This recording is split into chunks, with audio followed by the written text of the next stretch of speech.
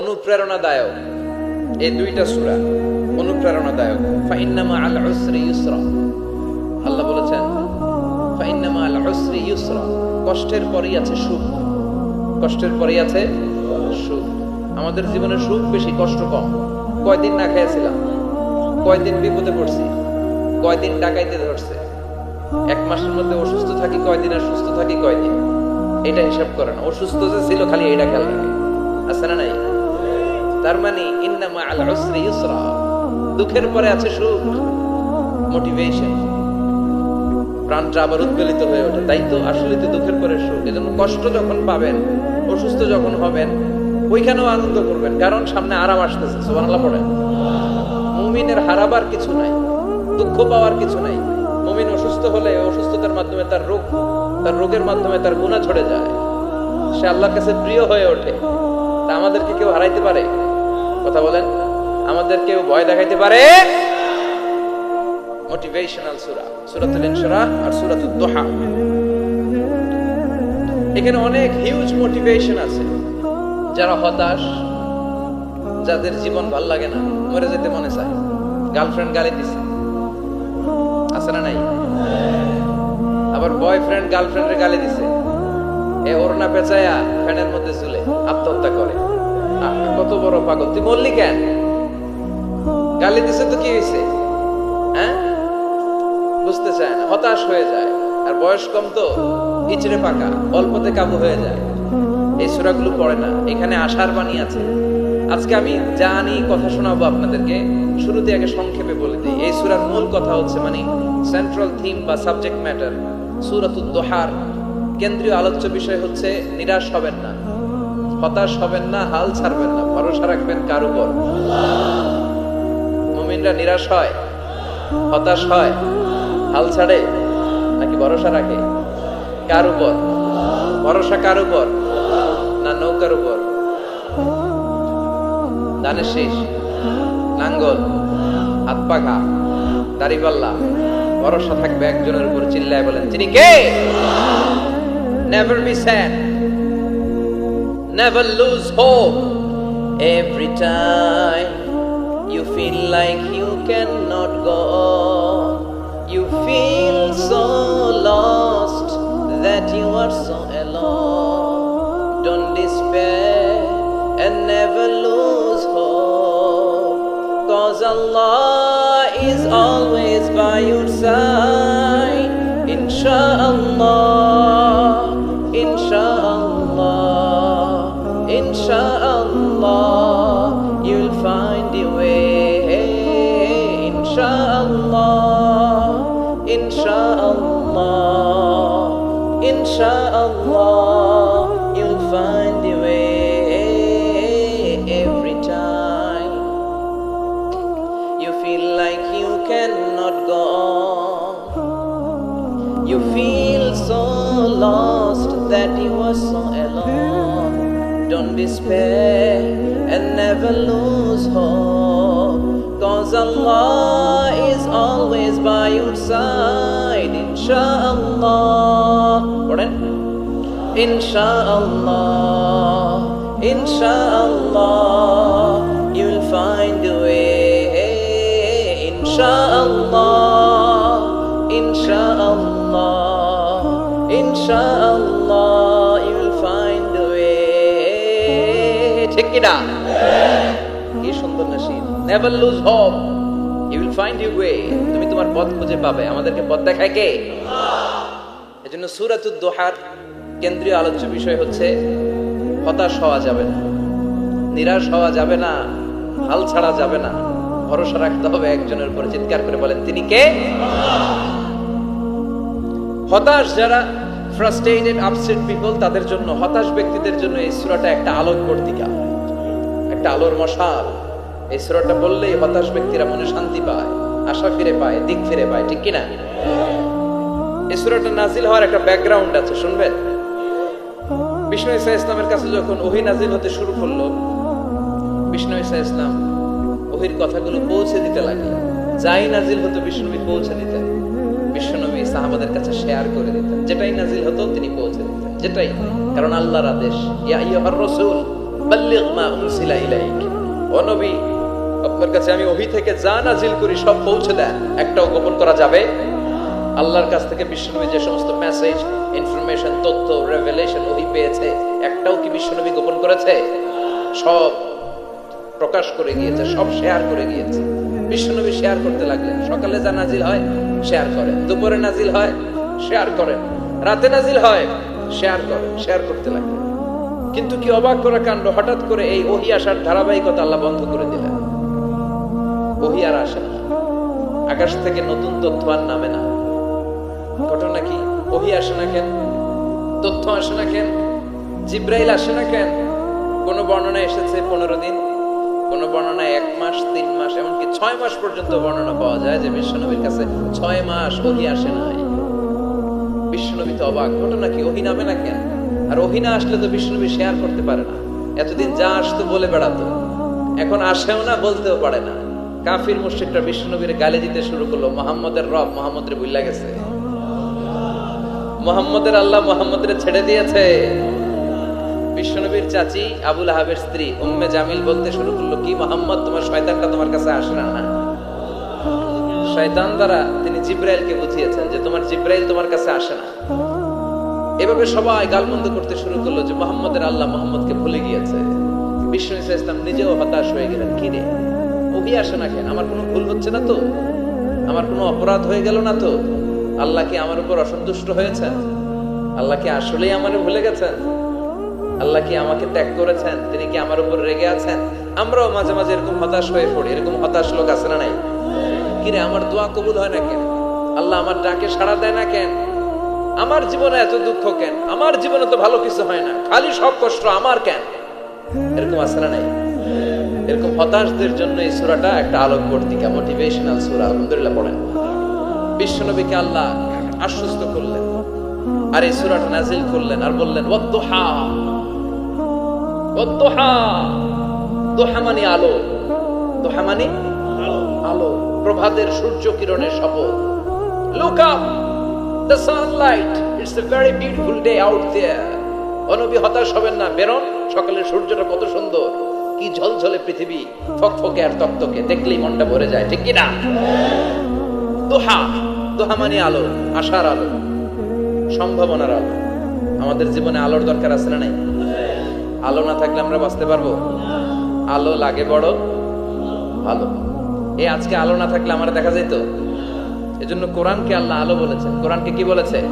কিতাবুন আনজালনাহু ইলাইকা লিতুখরিজান নাসা মিনাল যুলুমাতি ইলান নূর। Muhammad, I've revealed this holy Quran unto you to lead the mankind out of darkness into the light. অন্ধকার থেকে light, light মানে কি?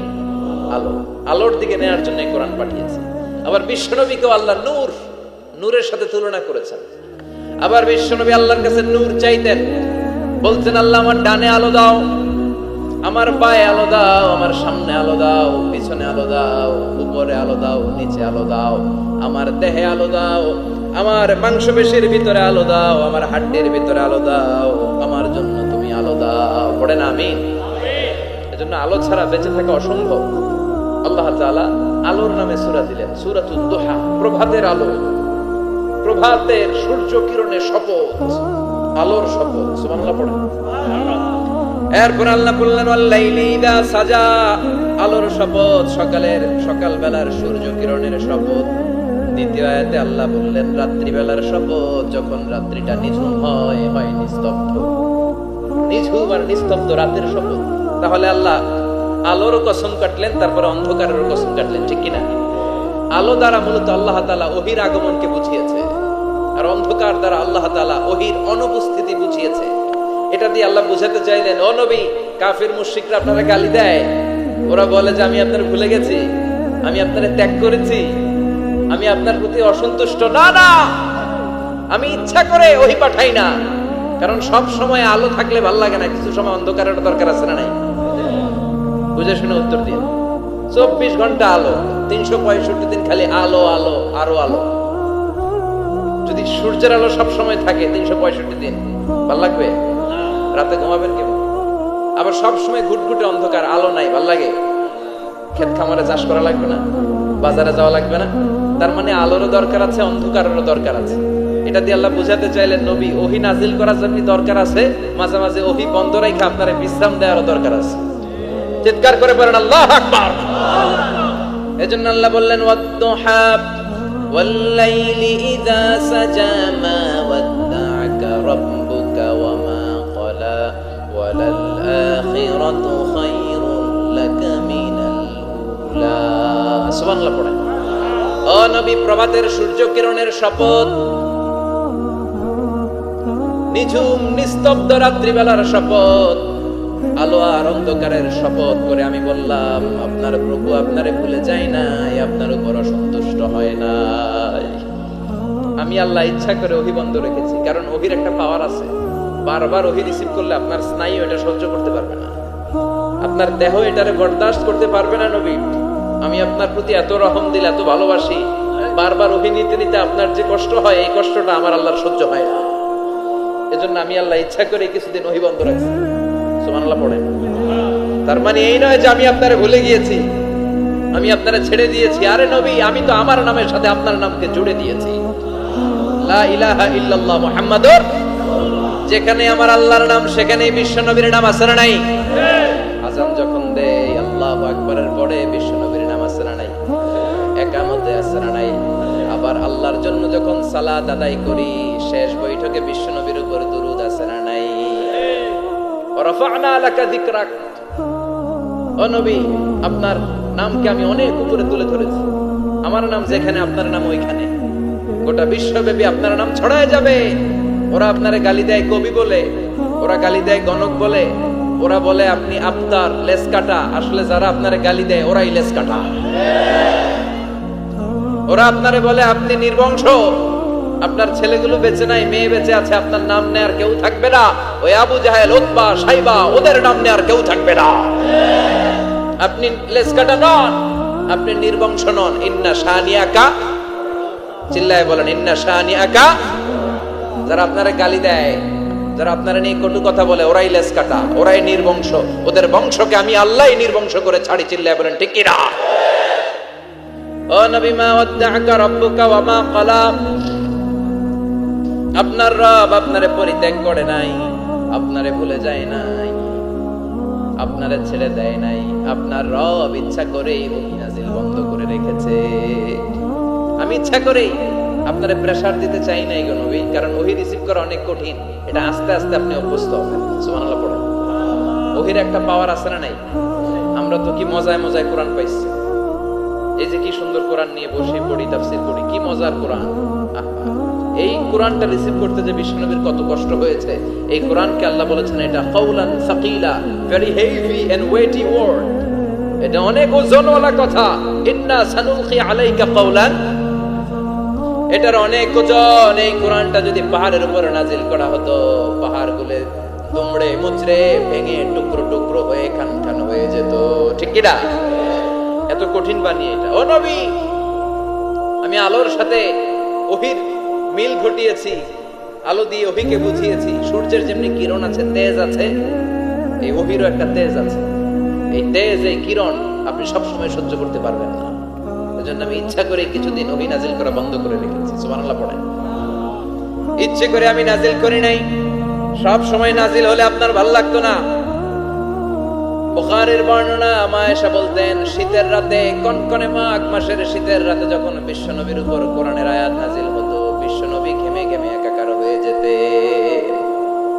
হাত্তা লা ইয়াতাফাসসাদু জাবিনুহু আরাকান। বিশ্বনবীর দাড়ি আর থুতনি বেয়ে ঝরঝর করে পানি পড়তো। আমরা কম্বল গায়ে দিয়ে থাকি আর বিশ্বনবী ঘামে। সুবহানাল্লাহ কইবেন না? এটা কাউলান সাকিলা, অনেক ওজনওয়ালা কথা। আবার বিশ্বনবী যখন ওটের উপরে বসে থাকা অবস্থায় কোরআনের আয়াত নাজিল হতো, ওটের বুকটা মুহূর্তের মধ্যে বালুর মধ্যে, জমিনের মধ্যে লেগে যেত। ঘোড়ায় চড়া অবস্থায় বিশ্বনবীর কাছে যখন কোরআন নাজিল হতো, ঘোড়ার পা গুলো মরুভূমির বালুতে দেবে যেত। মাঝে মাঝে বিশ্বনবী সাহাবাদের রানের উপরে, পায়ের উপরে মাথা দিয়ে শুয়ে পড়তেন ক্লান্ত শ্রান্ত। যায়েদ বিন হারেসা বিশ্বনবীর পালক পুত্র, তার পায়ের উপরে মাথা রেখে বিশ্বনবী একবার কথা বলতে বলতে ঘুমিয়ে পড়লেন। ঘন্টাখানিক ঘুমালেন। যায়েদ বিন হারেসা বলে, আমার কাছে তেমন কোনো কষ্টই হচ্ছে না, বিশ্বনবীর মাথাটা খুব বেশি ওজন মনে হচ্ছে না। ঘন্টা খানিক পর বিশ্বনবীর চোখ খুললেন, আর খোলা মাত্রই ওনার উপর ওহী কোরআনের আয়াত নাজিল করতে শুরু করলো। কে? যায়েদ বিন হারেসা বলে, যখনই কোরআনের আয়াত নাজিল হতে শুরু করলো আমার মনে হচ্ছে বিশ্বনবীর মাথাটা 50-60 কেজি ওজন বেড়ে গিয়েছে। বিশ্বনবীর মাথার ওজনে আমার পায়ের রান ফেটে যাবে, আমার পায়ের হাড্ডি ফেটে যাবে, আমার পাটা ভেঙে খান খান হয়ে যাবে মনে হচ্ছিল। তার মানে কোরআনের আয়াত যখন নাজিল হয় বিশ্বনবীর উপর একটা প্রেসার আছে না নাই? এজন্য আল্লাহ বললেন, নবী আমি আপনার ভুলে যাই নাই। কাফেররা যেমনি আপনারে গালি দেয় যে আমি আপনারে ভুলে গিয়েছি, আপনার উপর আমি অসন্তুষ্ট, নেভার, অসম্ভব। আমি আপনার উপর কখনো অসন্তুষ্ট নই, বরং আমি ইচ্ছা করি আপনার উপর থেকে প্রেসার কমিয়ে দেওয়ার জন্য কয়েকদিন ইচ্ছা করে আপনারে ছুটিতে রাখছি। সুবহানাল্লাহ পড়েন, যাতে করে আবার এনার্জি গায়ে নেয়ার পরে নতুন করে কোরআনের আয়াত রিসিভ করার জন্য আপনি সক্ষম হন। চিল্লায় পড়তে হবে আল্লাহু আকবার। এজন্য আল্লাহ বললেন, ওয়াদ-দুহা ওয়াল-লাইলি ইযা সাজা মা ওয়াদ্দা'আকা রাব্বুকা ওয়া মা ক্বালা ওয়ালাল আখিরাতু খায়রুল লাকা মিনাল উলা।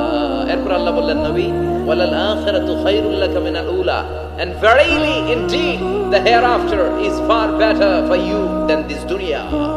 এই দুনিয়ার চেয়ে আপনার জন্য আখিরাতটা অনেক দামি। খায়রুল লাকা মিনাল উলা, এই দুনিয়ার চেয়ে আখিরাতটা অনেক শ্রেষ্ঠ। এতে আল্লাহ বললেন দুনিয়ার চেয়ে আখিরাত শ্রেষ্ঠ, আর এক আয়াতে আল্লাহ বললেন দুনিয়ার চেয়ে আখিরাত হলো স্থায়ী। ঠিক কি না?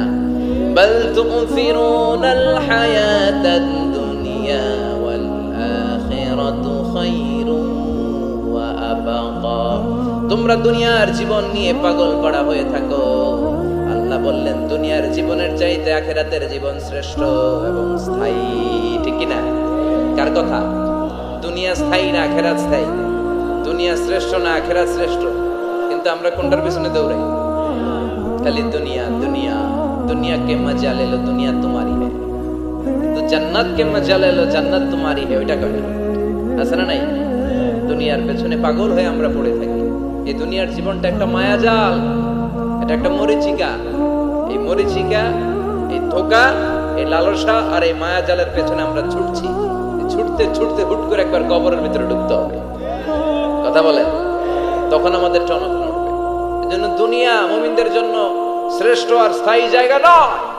মুমিনের আসল জায়গা হচ্ছে আখিরাত। মুমিনের শান্তি আর কল্যাণের জায়গা হচ্ছে আখিরাত। জান্নাত হচ্ছে মুমিনের শেষ ঠিকানা। চিৎকার করে বলেন ঠিক কি না?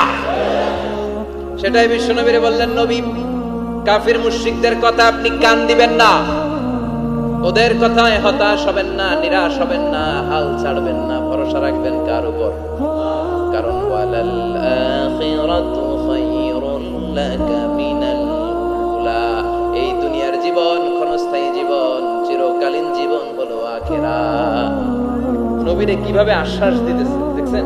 অ্যাসিউরেন্স করতেছে, কনফার্মেশন। এই সূরাটা যে শান্তির সূরা, মোটিভেশনের সূরা, অনুপ্রেরণার সূরা, ইন্সপাইরেশন যে জায়গায় প্রতিটা আয়াতে আপনি ইন্সপাইরেশন পাবেন, তো প্রতিটা আয়াতে আপনি উজ্জীবিত হবেন, সজীব হবেন।